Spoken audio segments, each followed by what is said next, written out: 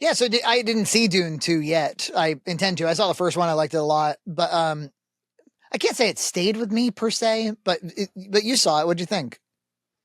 Yeah, well, I thought it's tough because I think it's like it is a technical marvel. Like I saw it in the Cinemark XD theater. It's their premium screen. It's not like quite IMAX, but it's their premium version of their screen. And it is it's wonderful. Like you go to the theater and you see this movie, if just do it because you're going to be just like in awe the whole time because the costuming, the sets, the special effects, even the color correction, the sound design, the score, like I don't think I've seen anything come together so seamlessly since Lord of the Rings, really. Wow. And especially from like a tech, because you watch. Well, I remember watching Lord of the Rings and being like, I like couldn't even believe what I was seeing then.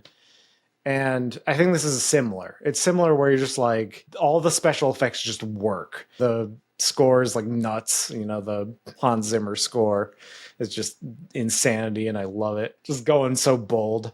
I do wish like the story connected with me a little more.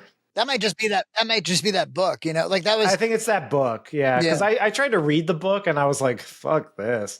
that Like, was during. That was during that Well, it was. Was it 60s, 1960s? yeah, 1960s. Yep. So it was around the time Lord of the Rings came out. That was an era of sci-fi, I suppose. Yeah, and it's like a more cynical, of course, too. Yeah. It's a not as like Star Wars obviously ripped off a lot from Dune, but made it more like hero's journey optimistic, which is more my speed.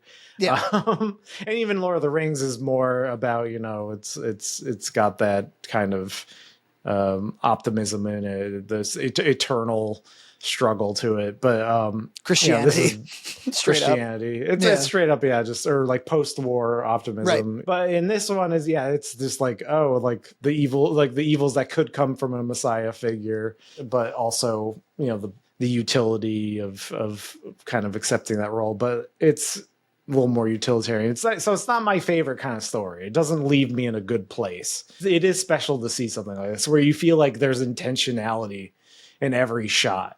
Like, is it fair to say the direction, the job of the director was done masterfully? Yes. Yes. And it's just like the little things, like where things are shot into the camera, like the special effects, and it never does anything unnatural. Like it always feels like somebody is like operating a camera, even if it is maybe even isn't, but it's always looks like it's never doing like, Marvel movies where the camera's like flying all over the place and stuff like that. It's never doing, it feels like it's always like naturalistic. And then there's a lot of great like moments where like where Paul Atreides does the sandworm wrangling for the first time, and I think I actually like they did like filmed it over 3 months, like blasting sand at Timothy Chalamet. So it just you get that grit, you get that feeling, and it's obviously shot very beautifully. And then there's other things too, like the design of everything. Like they go to the Barry Harkonnen. How did he pronounce it? Barry. Yeah. Well, it's because his name is Baron Harkonnen, and Aaron would call him Barry Harkonnen. Yeah, right. He would prank phone call Keith's pizza place and put in pizzas he never intended to pick up under the name Barry Harkonnen. And Keith could not let the pizza owners that he worked for know that as soon as he heard the name Barry Harkonnen, he's like, those pizzas aren't going anywhere. so they go to the Barry Harkonnen planet, and it's got like it's like shot in like this like almost negative, like black and white, like harsh lighting, and it's really cool, like really inspired stuff. And like there's like when they celebrate, there's like fireworks and they look like disgusting ink blots in the sky. It's just so cool. And the cast is like a powerhouse cast. It's like Rebecca Ferguson as Lady Jessica, same as the first movie. That she's really good, great. Huh? She's really good. Yeah. Timothy Chalamet, yeah, he's good. He's amazing. He does that transformation from the reluctant Messiah. He really turns into that fundamentalist leader, and he sells it. and he sells the like transformation of it. Javier Bardem, man, you should get somebody in your life who looks at you like Javier Bardem looks at Timothy Chalamet, because it's just like he's doing the fundamentalist follower thing really well. And he's been the subject of a lot of memes. It's like you open a pickle jar and then it's like Javier Bardem affectionately like praising you. It's like it's great. I think of the whole cast, I would say MJ there, Zendaya, and she's probably the weakest. She's good, but she doesn't stand out too much for me. She come off a little too real world, maybe, like doesn't mix with the fantasy as well. Yeah, she doesn't. It doesn't have as much chemistry, I would say, and yeah, she doesn't. You know, I mean, she's fine. Like she does the job, but. Yeah. I would say like the whole, it's like when you have this powerhouse cast, it's kind of tough because you Josh Brolin, obviously you have to love him because he's pure gravel. You ever watch those I think Variety puts them out. That's like Josh Brolin or Brendan Fraser or Seth MacFarlane or Jack Black or whatever, you know, talk about their iconic roles, and they'll go through each movie and they'll talk a little bit about it. I just saw the Josh Brolin one recently, and like the insights are awesome, like really valuable. He's a really thoughtful, smart, great actor. I love so many things that he's been in. You're talking about the greatest actors. And so you have, in a group, you have the newbies that are amazing, you have the veterans, and then you have like the legendary actors, Chris Walken and Charlotte, and they're all in one room. And you're like, what the fuck am I doing here, man? This is crazy. He really embodies his character, and it's always good to have gravel in human form. Yeah. And that voice, like, ugh. And then Austin Butler he plays Sting in this movie. Yeah, exactly. But he's doing this cool thing where he's doing like a mini Skarsgård impression, which is kind of cute because, you know, he really feels like a relative of Barry Harkonnen. And which is, you know, funny because you'd think you'd get like one of those millions of Skarsgård children to be in there, but you definitely could have Alexander, you know, in just his golden panties, hopping around with a knife. Yeah, man. No, so opportunity. Yeah, I recommend. Like, I give it probably a good score. If I ever had to give it a 10, it would be like an 8 out of 10. And it's mostly loses points because like it's not my personal favorite story, but you know, it does have that whole Dances with Wolves thing, and it's right. I'm surprised actually that nobody has gone after the story for doing a white savior thing. Well, it's kind of a deconstruction of the like savior, so I think that's where it gets the pass. I see. Because, you know, it's well, although like, you know, you'll see on Twitter people are like, yeah, actually, you know, Paul is good. It's like, that's not really. It's like Paul is badass. That's awesome that he like is doing this holy war. It's like, I think you guys scare me, but holy shit. But it's like, it's not the point of the movie, but I'm glad you're enjoying yourself. But you missed it entirely, but okay. But that's the thing, is it's breaking into the pop culture. You have that popcorn bucket that looks like a weird, like I don't know, forbidden hole that is going viral, and you got the Javier Bardem meme, and I've seen so many cats as sandworms and stuff like on Twitter. So it's definitely, I don't know, unless it's like completely astroturf, like this is all marketing departments. I think it's really I think it is penetrating to the wire. I think it did pretty well. Like it's probably it looks like it's doing like Oppenheimer numbers, which is pretty good for a movie like this. I mean, it just passed 200 mil worldwide. And the budget was 190. So that is like, you think about that, 190. So the Marvels was like 275. So you get way more for your money on that screen. I can tell you that much. Well, those Marvel movies are obviously over budgeted on purpose, I'd say, where they that's because they're counting on the fact that the filmmakers don't have a vision going into it. They're more concerned with like, well, we know that we want to have a Marvel's movie by November, and so we have to put it into production right now. It's like pre-greenlit in a way. And then they're like, you know, I don't know, just give it a big ass budget. And if we have to shoot it 5 times and we have to revisit it or whatever, or if we need to surge ahead on CG at the last minute and hire a lot more people, or that's why they carry those budgets. But if you actually have a filmmaker who has a vision, and is talented and is kind of like an innovative engineer of his own, like, yeah, they'll when they go to shoot, they'll just shoot the thing they want to shoot, and Yeah. and I don't think they were doing any what do you call it, the scrapbooking. Scrapbooking. Yeah, they don't do any of that here. It's I feel like there was lots of intentionality. So much. You said something funny about the David Lynch version. Do you remember what it was? Yes, it was. Well, I mean, he basically got it. It's like I kind of like I saw when the first part of Dune came out. I watched them kind of both back to back, and I did too. I remember even thinking at the time, like, this David Lynch version ain't too bad. Not bad And off. it basically did the story. Like, if you wanted to get the story and with some weird David Lynch flair, that's it. I mean, it definitely does Cliff Notes, but at the end. But yeah, Get real. it's get real. But no, this is way. I mean, like, technically, it's way better. The visuals are way better. It's not fucking. The tone bizarre. is more appropriate. Yeah. I when I saw the two back to back, what I thought was I wonder. I don't know if I've said this already in a past clip, but there was that show Project Greenlight. It was a contest on HBO. Miramax will give $1 million to a winning contestant who submits a script, and then in later seasons they had like, they're like, okay, we're going to make another one of these independent movies for the contest winner, but we're going to have a director and we're going to have a screenwriter. So there'll be a screenwriter winner and there'll be a director winner. And so that meant that instead of just judging the person on the merits of the script, they now had to choose a director, and they had to demonstrate their ability to direct somehow. And so what they did was they wrote these like nonsense scripts, like where it was nothing but dialogue. There was no action lines, and the dialogue was completely incoherent on purpose. Like it didn't connect in any way. And then they were like, make a movie with this script. And then, one guy makes a horror movie, one guy makes a comedy, and it's actually, I think, a really cool exercise, because it shows you that you can take something that's nonsensical and make a coherent story out of it with proper direction, with tone and with visuals and with blocking and with performance.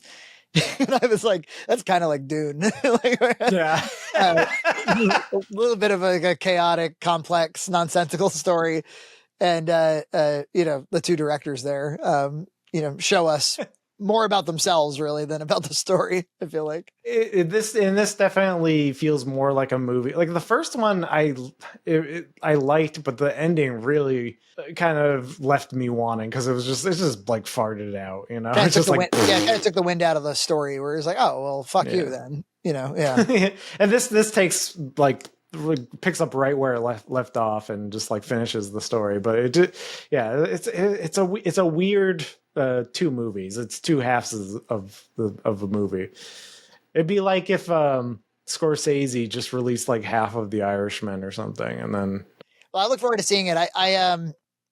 Everybody makes fun of Bimmy for having no time and all this. If you know any parents, they like, all of them will tell you, especially if they have little kids, that they can never get out to the theater unless it's to see a children's movie. And I used to, before I had kids, I used to wonder, I was like, well, how hard is it to get out to a movie once in a while, right? And the truth is it's not that because I used to think, I was like, oh, are you just busy every second of the day? Like, what happens exactly? It's like, no, it's not that. It's that every block of the day is scheduled.